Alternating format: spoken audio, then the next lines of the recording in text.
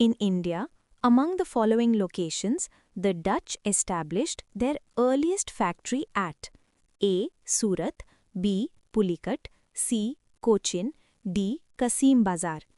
हिंदी में क्वेश्चन का मतलब है कि इस सवाल में पूछा गया है कि इंडिया में नीचे दी गई जगहों में से डच लोगों ने जो नेदरलैंड से आए थे अपनी सबसे पहली फैक्ट्री कहाँ लगाई थी। अब इसका डिटेल्ड आंसर सुनो एकदम सिंपल भाषा में। देखो, जब यूरोपियन कंपनीज इंडिया आई थी बिजनेस करने तो सबसे पहले पोर्चुगीज आए थे और उनके बाद डच लोग आए। डच ईस्ट इंडिया कंपनी का मेन फोकस वैसे तो इंडोनेशिया के स्पाइस आइलैंड्स पर था, लेकिन उन्हें इंडिया से कपड़े चाहिए थे ताकि वो उन्हें बेचकर मसाले खरीद सकें। इसलिए उन्होंने इंडिया के अलग अलग हिस्सों में अपने वेयर हाउसेज यानी गोडाउन बनाए, जिन्हें उस जमाने में फैक्ट्री कहा जाता था।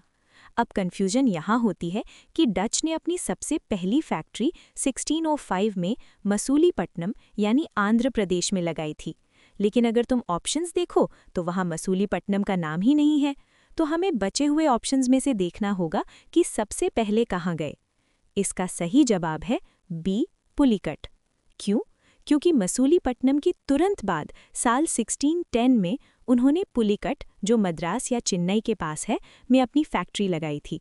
ये जगह उनके लिए इतनी इम्पॉर्टेंट बन गई कि उन्होंने इसे अपना हेडक्वार्टर बना लिया था।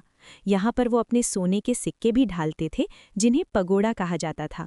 बाकी ऑप्शंस जैसे सूरत में उन्होंने काफ़ी बाद में 1616 में फैक्ट्री लगाई थी और कोचिन तो उन्होंने पोर्चुगीज से लड़ाई करके 1663 में जीता था।